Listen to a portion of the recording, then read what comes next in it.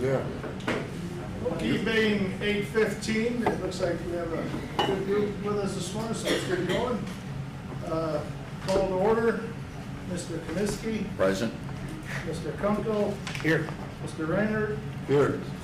Mr. Sager is missing, Mr. Scala, Present. Ms. Van Bergen. And we all come before, I'll read the order. Is there a motion to approve the minutes? Mr. Scala moves, Mr. Kaminsky seconds. All those in favor? Aye. Motion approved. Do we have any public comment this morning? Good. Don't see any. I did. Okay. Member comments. Ms. Van Bergen. I know there were a couple people that are at the wrong building for public comments, one being the Hebron Township Road Commissioner. Last week, one of the bridges in Hebron Township, the one on Vandekar Road, was to be posted by the state for a weight limit. It's one of the beam bridges. The center beam is deteriorated, I believe, maybe appears. I didn't see the actual report, but I know there's deep concern because that bridge is not currently on the 5-year list. So we're looking at 7 to 10 years apparently for this to be repaired. And with that road being a major thoroughfare between Richmond and Harvard, when Motorola was open, very high traffic. It's still high traffic, not quite as much, but once the glove factory gets going at full capacity, I'm really worried that there will be accidents because the way that beam is not dead center. It's a fairly narrow bridge, so one of the lanes is going to be narrower than the other. So I'm hoping we can, at some point, have a discussion on how to get something done with that bridge. All right, thank you. Mr. Kunkel. We did have in law and government yesterday, it's new, Rep. Hoffman and Hammond are submitting legislation to reduce our copay on the 80/20, both township and county's copay. And some of us surmised, or we thought that it might be a good deal if we end up getting reduced to a 90/10, that we as the county still pick up the 10 and reduce it to almost a 0 or no copay on the township. Some of the townships just absolutely don't bring in enough revenue even for the copay. That would help on bridges. I don't think this is going to come in time to help this bridge because it's an immediate need. But it is on the horizon. There is a change on the horizon. Possible. That legislation, I heard from our IDOT partners, is going to be submitted this spring, hopefully. And it's not going down to 90/10, it's 100/0. Oh, sweet. That's even better. So, and that's why they would have the bipartisan co-sponsors likely of it. It's not a bill number yet, so I can't give you any more information. But that is what's coming through, just because the point that you said, Matt, it's not just only McHenry County, there's 102 counties and all the townships and all those that have similar issues. You're okay if I don't do work on McHenry though, right? That's okay. Thank you. Yeah. Being this is member comments, let's move on. Okay, thank you both for those comments. Routine consent agenda. Does anyone want to pull anything off? No, then let's have a motion, please. Mr. Scala moves. Mr. Reinhardt seconds. And no further discussion. And I will proceed to Ms. Van Bergen. Yes. Mr. Scala. Yes. Mr. Reinhardt. Yes. Mr. Kunkel. Yes. Mr. Kaminsky. Yes. I'll vote yes. Ordinances. Ordinance adopting the establishment of altered speed zone in the county highways. Let's bring that up for discussion. Chairman? Yes? Weigh in on?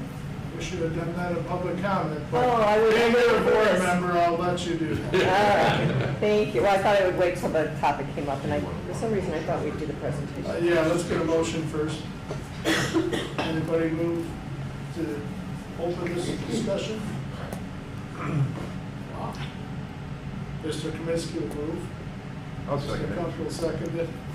Okay. All right. Anyway, but thank you. I wasn't sure if I should do public comments or not. But, so thank you very much. I wanted to thank Chairman French for bringing it, allowing it to come back forward, to staff for getting it written up and resubmitted, and to all of you for your consideration. I'll just make a few comments and then I'll get out of your way. I do appreciate it. I do know that not all of them go through. This is one that these are two roads that I happen to travel on really frequently. Lakewood especially, just getting out this way, and I have family members, so I'm on that road all the time. And Pyatt Road is one that, at the intersection of Oak and Pyatt, especially, I have a family member that moved into that area recently, and so we've been on that quite often. And it's just a very tough road to get off of Oak onto Pyatt at that particular intersection because of the dynamics of the road going down at that point as you're trying to go north, and there's a guardrail, and they're hitting that intersection at 50 miles an hour. That sign that would reduce it to 45 as you come up the hill would allow that to slow down enough to give that relief for people trying to get out of that road. Now, is it like that all day? No, but when it's busy, it's very dangerous. It's very unnerving to have to turn on that road. Lakewood, likewise, this is, that community has been split. It's split by Pyatt, it's split by Randall Road, especially. That's a very difficult road to cross at grade, and they're also split at Lakewood. During the summer, it's not as much of a deal now, but during the summer, there's a lot more kids on the side, on their bikes. There's no place for them to go. They're just like along between the side of the asphalt and the gravel, and there's a crossing between these neighborhoods. And the other thing is, in terms of the roads that actually feed onto it, both Acton, which is, I don't know, it looks to me like it's more heavily traveled than Lakewood because it's coming off of Randall, and Miller are both 40 miles an hour, they're not 45. So this would bring Lakewood in line with the rest of the roads that are right there and help make it safer. I do believe that when there's complete streets for Lakewood Road, that project that will be going in the next 2 or 3 years, probably will go to 40 anyway because they're going to be putting sidewalks or bike paths on either side. So just something to consider, and I appreciate it. Okay, I do know if any of you saw last night, Pete Austin sent forwarded a letter from the Lake in the Hills village administrator, kind of non-committal, that I left it up to us. It's up the way I read it. So if you guys read that. Yeah, there was, we'll let you use your best judgment. Yeah, exactly. Right. Exactly. And I think in fairness, I'm going to say, I'm not sure why they were asked to weigh in when nobody else has been asked to weigh in on any other road. And we have passed changes, especially on township roads, where somebody hasn't been asked to weigh in. I understand the spirit that was recommended in. I don't think it was fair to just single out this project and this request. I don't know if we requested that. It was suggested. So you didn't personally, I know that. The committee did not. It was suggested. And that's fine, and I get that. I think that the reason for the position is they respect the fact that the expertise is here in this division and with this committee, and that they respect that and they will go with what you propose. Okay. And this one's been before us before, so. Any other discussion here on this? Are we gonna take them one at a time, or are we taking them all as a group? I'd take them any way you want to bring them forward. I have no issue with the two being lowered to 40. Pyatt Road seems to work well. It climbs from a slower speed zone, reaches speeds where it's not heavily cross-traffic, and then it slows back and down again by the time you hit Rackhow Road back. I don't think there's anything wrong with it. That's just my opinion. Is that Pyatt or Lakewood? Pyatt. Pyatt, you don't think there's anything wrong with it? No, because it starts all the way down at 35 miles an hour, what works its way up to 50 through mostly the industrial space, and then it walks back down to 45 miles an hour by the time you come down to Rackow Road.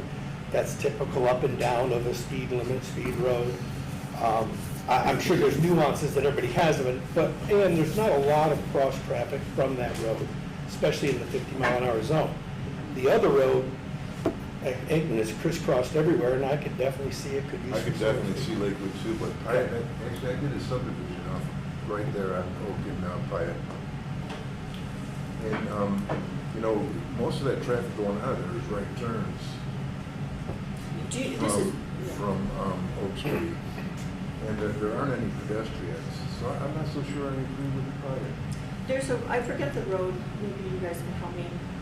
So when you're on Oak Street and you're going east, to your point, Matt, I think this is just covering the section between Oak and what's that? Willow. And Willow. Willow. So It's and not there the is an whole actual crosswalk marking at Willow.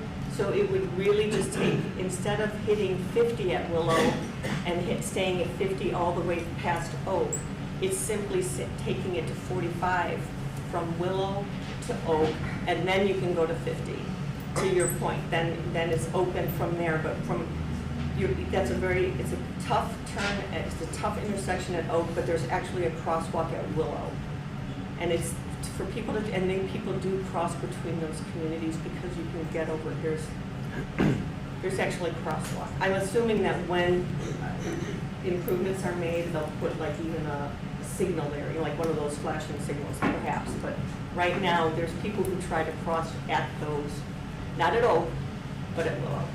So but to your point, past Oak, it just opens up, and I agree, there's no, and the thing didn't show to go any lower after Oak. And on the speed study, if you pull that up and look at the I speed did. study, the adjusted prevailing speed actually is 47. 47, So, yeah. So they're not really looking at, that's kind of splitting the baby there. yeah. The other adjusted prevailing speeds for Lakewood Road, the one section is 38 just down to the other was 42. So, You know, I got it, you know, on the Willow end, there, I could see a lot of the people from Lake Mills trying to get over to that bike trail, and that, what do they call it, harvest, I forget what they call it, midnight dancers. you're at Lakewood. Very impressive. Yeah, Bridge. it is right there. No, the subdivision. Oh. I couldn't remember what it was. Mike, I know you So had something. that is used a lot, so, but it is 40 right to that. See? To Willow, Yeah. Yeah. and then it goes to 50, so it's just taking it, it's rather than going up to 50 to 45 and taking it past Oak. That's all it's doing. Mike Scala, you had something. So the Lakewood Road, I travel at least 3 or 4 times a week, because anytime I go to Crystal Lake, that's how I go to Crystal Lake. I take Algonquin, Right. Lakewood to, depending on country club. Yeah, either Agman or Lakewood, Yeah, probably, yeah. I mean, and I do that because Randall Road is such a pain in the ass to deal with. And so, and I think most of the people coming from Huntley will do that depending on where they're going in Crystal Lake, or they go up 47 to 176. Lakewood gets very busy. It's, you know, I mean, there's been multiple times where I'm sitting at the stoplight at Miller and I have to go through at least one cycle to get through the light because it just doesn't, you know, it doesn't move. And so, you know, to me, reducing the speed, when I look at county roads and the purpose of county roads, they're supposed to be thoroughfares to move traffic. They're not supposed to be roads that, you know, kids theoretically would be riding their bikes alongside the road. I mean, if they're built that way, Algonquin Road's a great example. It wasn't like that until it was rebuilt, and now there's pathways and stuff for kids to walk, ride, whatever. Lakewood Road has limited access to it. If you look at the map, you can see that limited access was granted to the subdivisions that were built around. And it was done that way to move traffic. That's what it's supposed to be there for. Reducing it to 40, I have a problem with. I think if we were to redesign the corridor and at some point maybe make that 4 lanes or something, or do something to make that road travel faster, then, you know, I think you do a speed study and you correspondingly set the speed accordingly. But I do have a tough time with that. It was interesting, not to throw my wife under the bus, but, you know, I asked her, I said, you know, because again, she travels that way all the time too. I said, hey, what do you think the speed limit is there? She's like, I have no idea. And I'm like, well, that's great. What do you think it is? And she's like, I don't know, probably 40, 45. And I go, do you think it's 50? She's like, nah, it probably wouldn't be that fast. I said, okay. I said, well, how fast do you go? She goes, as fast as the traffic allows me to. Because that's really what, it's not like you can speed along there because there's cars in front of you. I don't know. Thus, the prevailing speed is right there. At the Yeah. speed. It's I mean, I appreciate the fact that we put a temporary light at Miller, but, you know, obviously we as the county need to do more work on that road eventually to try and, I mean, I know we're talking about doing Hackman and stuff, but it's, you know, that is a very heavily traveled road. And you know, if I was a parent, I wouldn't tell my kid to go take their bike alongside of it. Okay. Anyone else? But we're aware that that's part of the complete streets. We do have a current There's project a current- under phase 1 design to add bike paths on both sides of Lakewood Road and a roundabout at Miller. So the idea is gonna slow traffic down but keep it moving. The roundabout will help slow traffic down but keep it moving. At that Not location, At that yes. location at Miller, right? And I appreciate the fact that a lot of county roads are meant to just to keep traffic moving and keep people going through, but the county has grown and this has become a community that has houses that back up onto it. Not their yards per se, they're back a little bit, but it's become a community. And so hopefully that we now, if not now, then the idea of, it's difficult when you're trying to ride your bike from one community to the next. They've got Sunset Park that the communities are trying to cross over. There are at, I forget the name of the road here, but people are trying to travel. I've crossed over with their bikes. I've tried. You have to wait a long time because you don't know how fast people are coming up fast, and you've got to judge it. And you're trying to get your kid across the street, get them off, you've got to get them over. So, but I agree. When we, as the maybe there's another opportunity. All right, so from what I'm hearing here, a couple of statements is to divide the question. So let's start off with the Pyatt Road. Do I have a motion to move this forward on Pyatt Road to the front door? A motion? Once? Twice? You move forward just because of the motion. Okay, let's move on to Lakewood Road. No further discussion on Lakewood Road? Okay, do I have a motion to move Lakewood Road forward? I'll make a motion for that. Mr. Kunkel will move. Is there a second to move that forward? Mr. Kaminsky moves to move that forward. Okay. No further discussion. We'll proceed to vote on that one.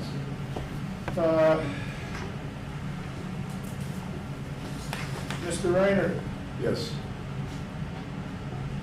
Mr. Kunkel, Yes. Mr. Kaminsky, Yes. Mr. Scala, No. Ms. Von Bergen, Yes. and I'll vote no, and we'll forward. Look forward to it. Thank you very much for your time. All right. Thank you. Okay, new business, staff recognition.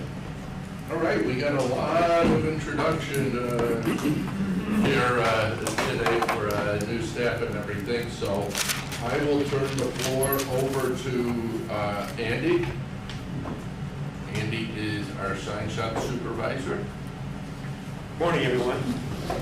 Today I have not one, but three employee announcements. So, our first one. Buddy, you stand up, come over here. Henry County Division of Transportation is pleased to welcome Buddy Dornbrock to our staff as our newest member of our maintenance department. Buddy currently resides in Alden. He graduated from Harvard High School and is an Alpha Beta Kappa graduate from Universal Technical Institute. Buddy spent the last 2 years mechanic at Algonquin Township. Before that, he spent 4 years at Rush Truck Center and just under 4 years serving in the Army as a 91B wheeled vehicle mechanic. Thank you, Mr. In his spare time, Buddy enjoys a small hobby farm, including cattle, pigs, sheep, and chickens. He also enjoys spending time with his wife and 2 kids. So please help me welcome Buddy to the Division of Transportation.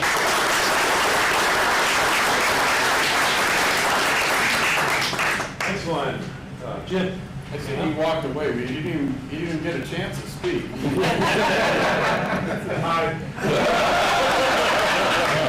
Good speech. Okay. Division of Transportation is also pleased to welcome Jim Judson to our staff as a new member of our maintenance department. Jim currently resides in Wonder Lake and is a Woodstock High graduate and has an Associate's of Science degree from McHenry County College. Jim spent 13 years with the City of Woodstock Public Works and 24 years with TC Energy, AENR Pipeline, at which time he wore many hats, including maintaining that pipeline, performing the necessary public relations, marking, and locating buried facilities, along with all the documentation, including internal and external audits. In his spare time, Jim enjoys hunting, fishing, and spending time with his wife, 5 boys, and grandkids. So, with that, please welcome Jim Judson to the... And our last but not least, Eddie, come on up. Eddie was recently selected for our Division of Transportation Employee of the Quarter, 4th quarter. This past March, Eddie was promoted to sign shop crew leader. He has taken a professional approach on all his new responsibilities, making significant progress in crew leadership. He is progressing every day. Eddie is a team player and has earned the respect of his crew that he works with. He provides clear direction and makes himself available for them at all times. Eddie's expertise, professionalism, and customer service skills allow him to coordinate directly with staff, management, and other departments and townships without pause. Eddie is flexible and will help out and pitch in when needed. His willingness to be a team player and assist others is reflected on the work he does. He is always professional, always willing to go the extra mile, and always able to accurately calculate whether the request he receives is within his scope to handle. Eddie's duties including creating signs, scheduling, overseeing the hundreds and hundreds of sign shop tasks per month, including inventory, data inputs, crew scheduling, and shop organization. Recently, the sign shop installed almost 1,000 signs in the Northeast and has started the southeast section of the county. All those signs were failing signs, and those were priority. Eddie has managed this project by coordinating the fabrication and installation of those signs, as well as managed the data input of all the signs we have, almost 9,000 of them. So great job, and so with that, can you congratulate with me, with Eddie, on his accomplishment.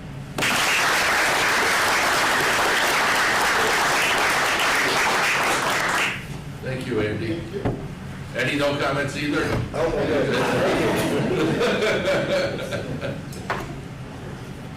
All right, thank you. Next, we have a presentation from the specialty courts on their transportation program, and DOT Transportation Planner Jasmine Vega will do the introduction. Good morning. So we invited Kelly Shemeka from the specialty courts to come down and provide an update on their transportation program. This service is based on an IGA between the DOT and the specialty courts. So I'll hand it over to Kelly to give us an update on their operating service. And I did send a couple slides. I don't know if you're able to put those up. Yeah. Good morning. That's a tough act to follow. And I'm guessing I wish I were Pete was. Where are you, Pete? He's in Florida. Florida. Okay. I think already she called Pete out. I mean, that's just how Fits I in roll. really well with it. So I just wanted to give you an update. It's been about 9 months since we started the specialty court route, and that was our December statement that we submitted. We've given about 252 rides. We keep track of the number of people served, and it's 51. And interestingly, 24 of those 51 are specialty court clients, and 27 are general public. And of course, we're at the mercy of people to sign the sheet when they get on the bus, so there's room for error there. I also gave a copy of the current schedule, so we adjusted to the needs of the courts and get feedback from the people that are riding it to meet the needs of where they need to be in the community. So it's curious that the point was to start it for the specialty courts, but more of the general public just slightly is riding it. So we're gonna send out a survey to the people that are not riding it to find out why. And I'm guessing it's because it's one group to meet the needs of a large space. So if you get on the bus, you're gonna be on it for a little while, but I don't know. So we're working on it. I'm gonna meet with members of the community because the agencies in the community think it's awesome and see the need, and they try to promote it, like Warp Core and Independence Health, Rosecrans. But I'm curious why the clients aren't using it, because there's definitely a need for it. So we're still exploring, hoping to improve it, see where it goes. Mr. Scott? So it seems like based on the numbers, and I know you said it's a little, not quite 100% accurate based on people signing it, but it seems like the clients that are using it, you know, they're taking 2 to 3 trips to the courts. Is that a good assumption? Yes, I would say most rides are getting people to the courthouse, Okay. whether it is specialty court people or the general public. I know some people were using it to get from Woodstock to Crystal Lake to do Community Resource Day at Willow Creek. So that could be why the general public is using it.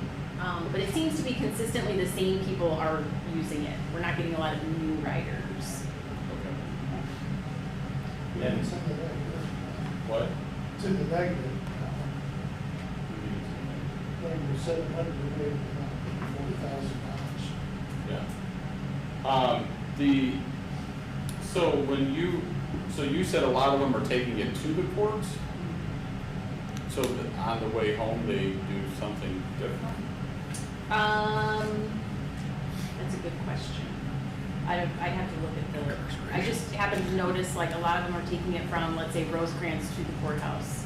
Okay. But I don't see a lot of people taking it from the courthouse back out into the community. I don't know if it's because they don't want to wait, because they would have to wait a while to catch the next bus coming around. So they're either walking, maybe they catch the pace bus. That could be one of the things that they're doing.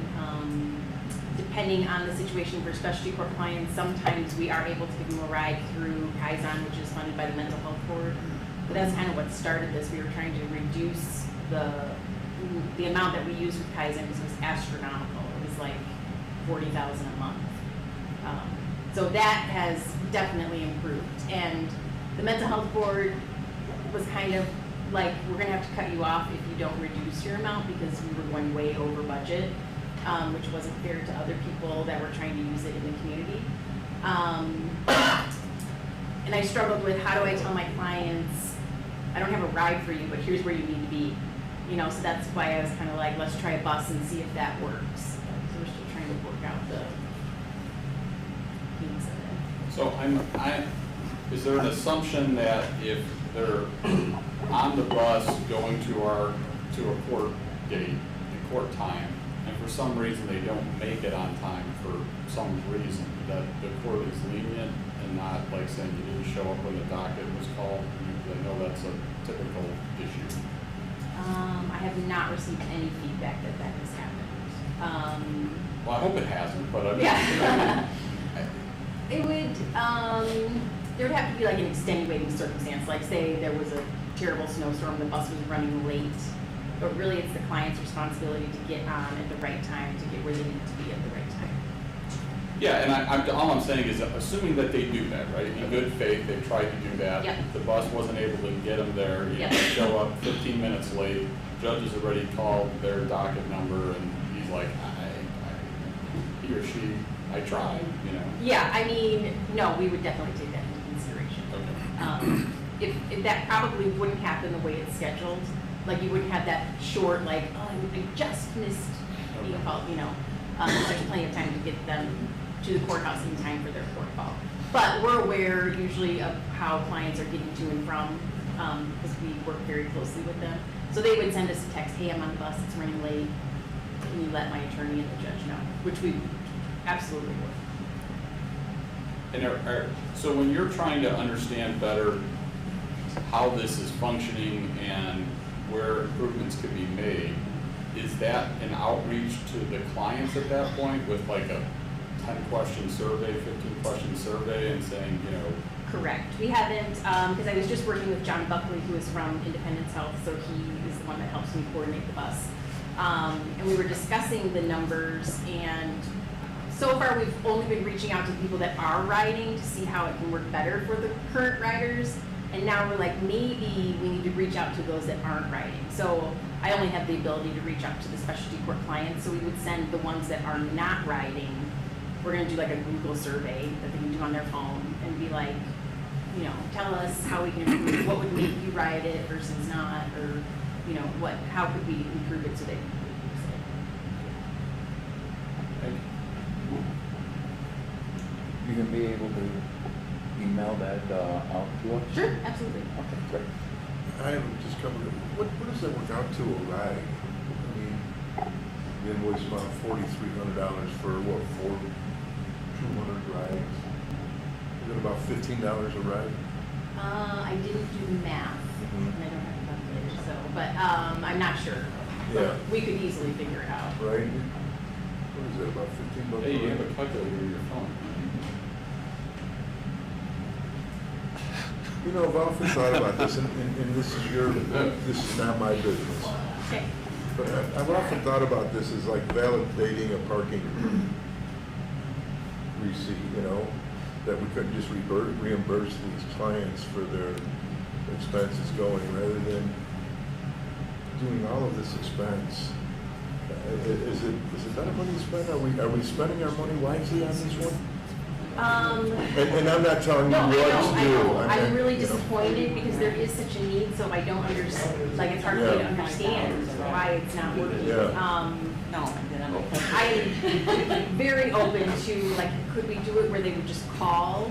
But I don't know how much of a burden that would put on Independence Health. But I'm sure John would be open to exploring different things so that we're We'll not give you a just. questionnaire and say, you know, what do you think? Yeah. We're totally open to that, or revamping it to figure out what would work best. Because I don't want to throw the money away either. I mean, I'm just trying to figure out a solution to the I can problem. tell you want to do a good job and you aren't. But that comes out to $105.50 per ride? A lot of these people Is don't that what have a that is? driver's Yep. license. If you take a 4,325 divided by 40. Did you hear that? A lot of these people don't have a driver's license. Still $105.50. We could get them Ubers.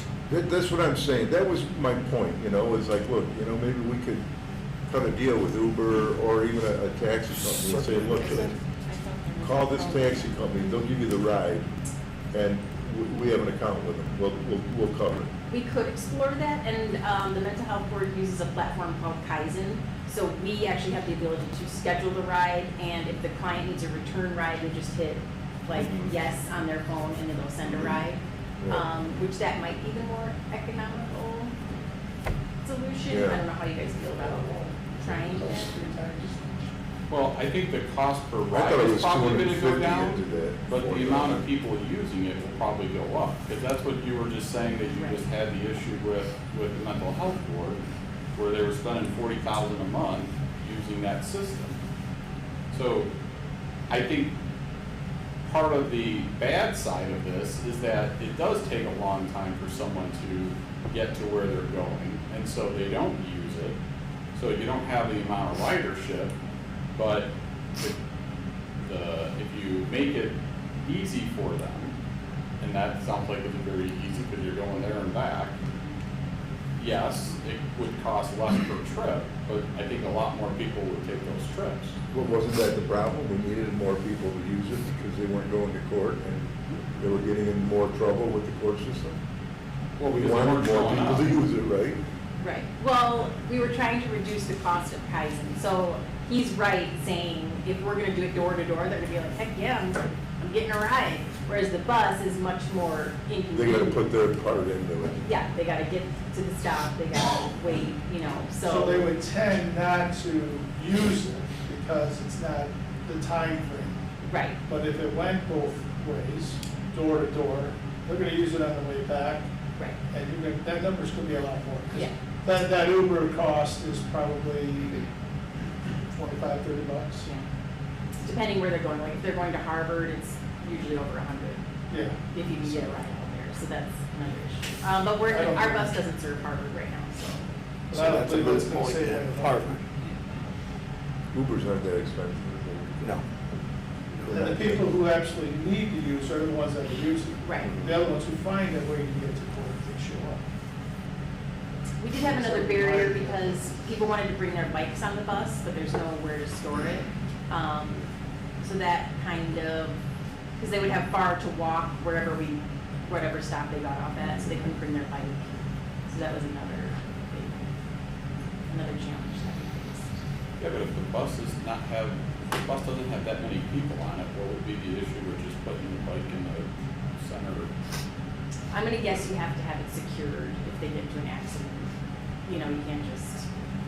have it on That's why flying she's around doing the it, not bus. you. I mean, Shove it between the seats. Then we buy a new bike and a new leg or something, when they have an accident, somebody gets rid of that bike again. Right. So we're still working on it, and open to feedback, suggestions, how we can, there's definitely a need, I just can't figure out how to get it Well, working. Right. You said you're putting out more questionnaires. Yeah, we're gonna do a survey. I'm also getting together with agencies in the community to see how we can work better together to make it work. And maybe one of those questions would be also include why they're not writing it back. Yeah, true. I think that might be because they run into people they know at the courthouse that can drive them and make the right path. That's just a guess. Is that a base bus? No, that's an independent South bus. Is that what? Independent South, that's who we partner with, who has the buses. Would they be willing, maybe one question you should ask is if they would be willing to put a bike rack either on the front of the bus or the back of the bus? Or, you know, because that, I mean, that's like CTA downtown has racks on, Right. you know, when you just drop it down, put the bike on, and then. For sure. Or a bike rack where they pick up the bus and a bike rack where they drop off. Because you're saying they need something to ride to the bus stop is too far away, you're saying. Yeah, that's a good idea. So a bike rack on the ground at the bus stop, pretty easy to do. So what would I call that? Call me Mr. Cielo. All right. Joe. You would have to see where the bus stop is and see who owns the right of way. Yeah. So if it's picking them up at Independence South, let's just say, they can put the bike rack anywhere on their property. Yeah, I'm If guessing. you were picking them up on Route 47, that might be the city of Woodstock or Ida, depending on where you put it. I appoint If you wouldn't put it Mr. in the right of way. I appoint Mr. Kunkel as a committee of one to figure that out. I'll do it. You tell me where they pick up and I'll figure it out. All right, I will investigate that. Thank you very much. Okay. Thank you for coming. Yes, thank you. Thank you. And you can email me if you have any questions, and I'll email out those forms that I sent. Okay, thank you. Thank you. Thank you.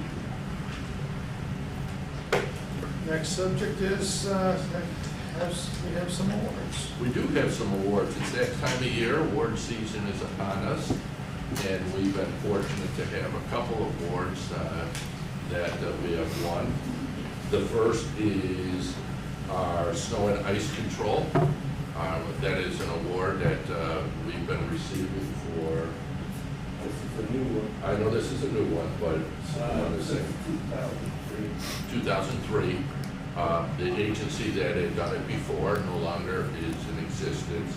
So now the American Public Works Association has done that. We submitted for that project, and we were awarded that for the snow and ice control of that. So there is on February 13th, a banquet for all the award recipients. And then the other is through the ACEC, American Council of Engineering Consultants. We won an award for the Johnsburg Road Bridge, the innovative design and the way we went about that. And that award ceremony is February 22nd, so we will have representation at both of us. Chicken dinner. Chicken dinner. Yeah, Is that all you got? I do for awards. I got a couple quick things for staff report. Okay, you want? Okay, thank you, sir. First, as you may see, Mr. Scott Hennings is not in the room today. Scott and his wife Megan welcomed their second child on Monday. Reese Graham Hennings was born on Monday, 9/17, 19 inches long, 5 pounds and 7 ounces. And the baby are doing rather well. So just wanted to let you know on that. We also had another baby in the house. Our maintenance shop supervisor had his first child on Thursday. And I don't have the name yet. That's confirming that. And then the other sad news is one of our past employees, Conrad Schultz, passed away a couple days ago. Conrad's been retired for about 5 years from us now, and had cancer, and so he just passed away. So just wanted to pass that along. And then the other is we've got an interesting new interactive viewer. So Kevin, you want to come up, and Kevin promised me he would keep it to 5 minutes. We'll see if he's able to do that. Yeah, I'll switch up. Yeah, if you share screen, pick window, or I can. You want to, is it easier to see if we turn off the lights? Probably, yeah. Yeah.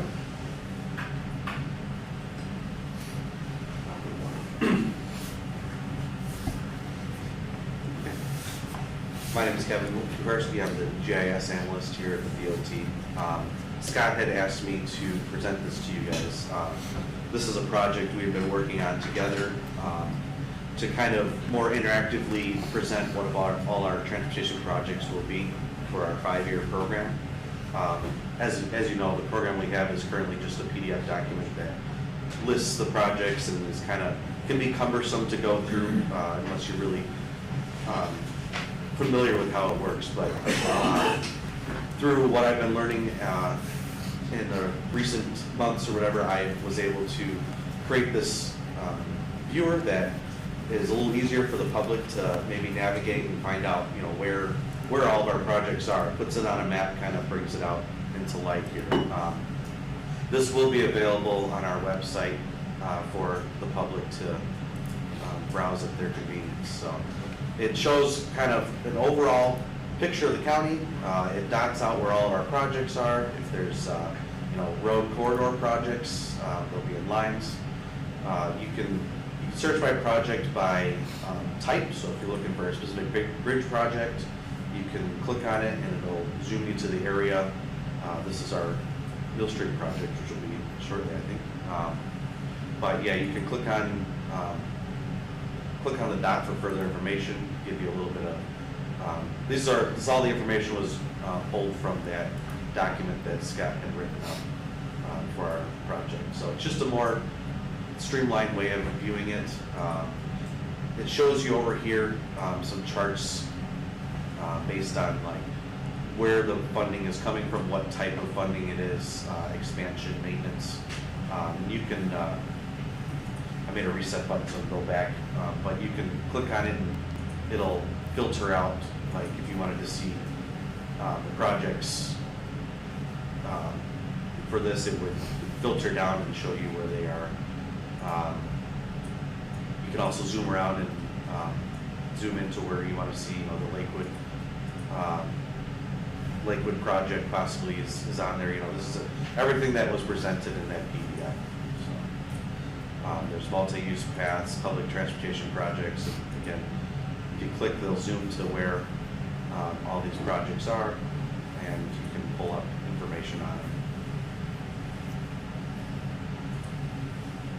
So that's what I have. I don't know if there's any questions or if you guys would like to see anything specific. Yes, Mr. Scala? So, I really love this, this is great. I appreciate you doing it. So, if I'm the public and I'm looking at this, how do I know whether out of the 5-year program it's being done in year 1, 2, 3, 4, or 5? So there, on part of the data, there was a, can't see it from here. I think there was a predicted year of construction. Some of it didn't come with a year. A lot of it was, Well, and the couple that you popped up didn't have anything, so that's why I was asking. right, yeah. And some of them didn't have a predicted construction year, but it was in the plans. And this, as we know, this project changes, or this transportation program changes every year. Right. And some things drop off the list, some get added, some get pushed. It's more or less a scope of where the county would like to go. And I can certainly talk with Scott about getting some information on when they plan on doing it. I know there was some in there. I believe the bridges had an idea of like when the projects were supposed to be done, but he was a little hesitant about putting that on there just because I think the public would be, like, well, it said it was supposed to be done this year and it wasn't. It all depends on funding tracks. But correct me if I'm wrong, Joe, but I think that was what I think. Yeah, we can Scott we can was- work together, and we can put anticipated, expected, for it, just to give people a general time frame, as member Scala. Yeah, and I can absolutely add that in there. This is still at its infancy. Yeah. No, but it's great, but if someone goes to look at it and says, hey, I know this bridge by me is Right. a piece, is it in your project? And they look at it and now they're like, well, yeah, but I don't know if it's gonna be done, it's a 5-year program, so how am I supposed to know if Right. it's year 1 or year 5? So, And another thing to add is when we go through the 5-year program, some projects start engineering maybe in year 3, 4, or 5 of the program, so construction doesn't show up in the 5-year program because that's 3 to 5 years out from when we start the engineering side. But still, we can work with Scott and Kevin to put some of that information out there. It's in the 5-year program. well, so maybe what you put, if it's not construction, maybe you put whether it's in phase 1 or phase 2, and then a little box that explains what phase 1 and phase 2 is, so that the public understands, there's 3 phases to a construction project. This is phase 1, this is what happens in phase 1, this is how long phase 1 usually take, based on, the blanching turtle or something else coming out of it. Dragonflies, bumblebees. Yeah, whatever, Yeah, no, we absolutely can add that. That's something that, we got the platform out there, and now we can just add to it and create an easier way for people to kind of see where we're headed and what kind of projects are out there. Because they're like, you get all the rumors that spread around, well, I heard this, I heard that. Well, they can check this and maybe say, oh, look, it is on their docket to look at. So, without digging through the whole PDF to try and find it. A lot of things go more interactive now, so I was trying to keep up with that, make it easier for people to use. Is this accessible by the public yet? It will be shortly. We wanted to present it to you guys before we released it to the website, but it will be, as soon as I figure out with him when he wants to put it out there, it will be on there very quickly. Anyone else have any questions? Thank you, I think it's pretty good. Thank you. Great. Kevin?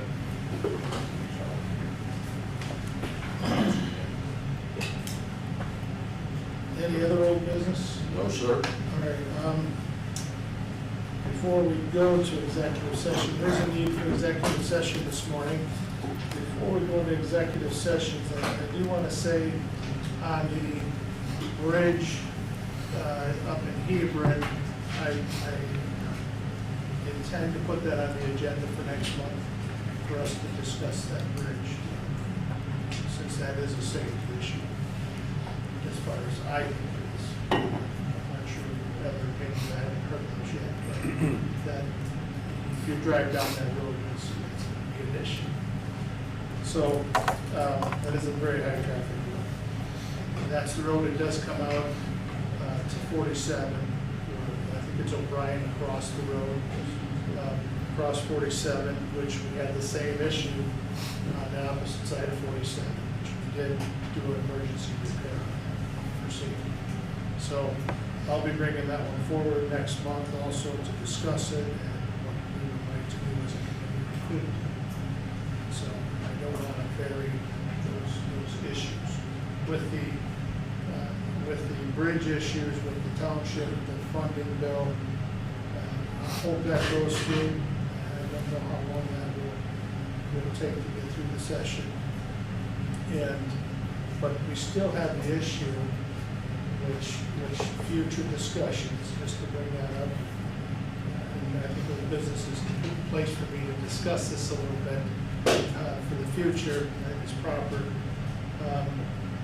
With the township bridge issues, we've struggled with that a little bit here in the last several months.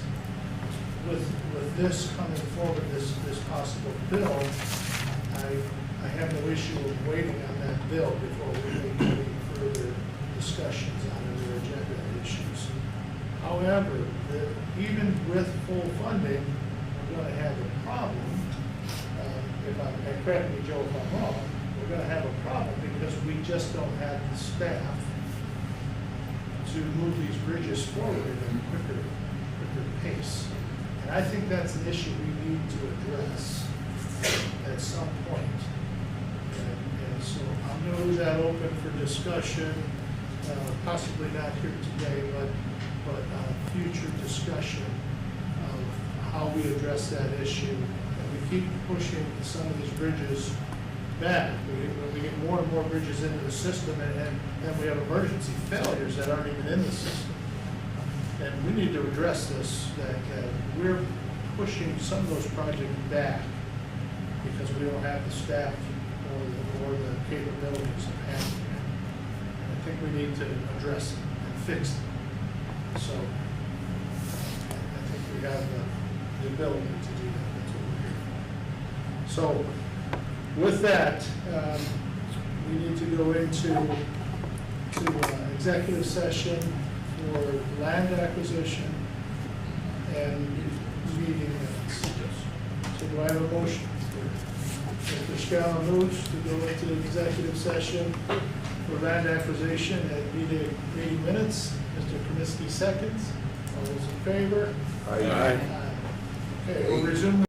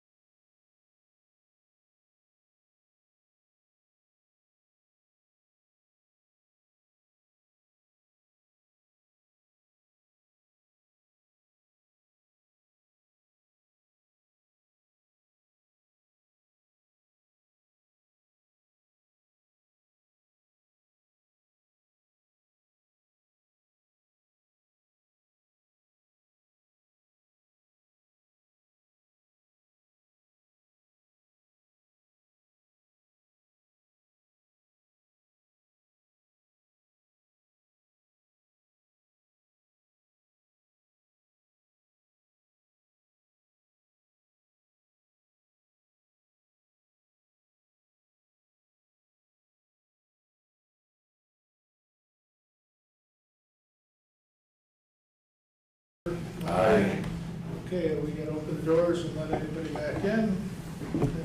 I'll make a motion to go back in the open session. And I'll second that. Mr. Scala moves, Mr. Kunkel seconds, all those in favor? Aye. All right, we're back into regular session. Okay, do I have a motion to approve those minutes to bring To forward? move the November 1st executive session minutes forward to the state's attorney's office. Motion? Mr. Kunkel moves, Mr. Kaminsky seconds, all those in favor? Aye. Okay, that is done. And so our next meeting is February 28th, 8:15 here. Make a motion to adjourn. Mr. Scala moves to adjourn. Mr. Kaminsky seconds. All those in favor? Aye.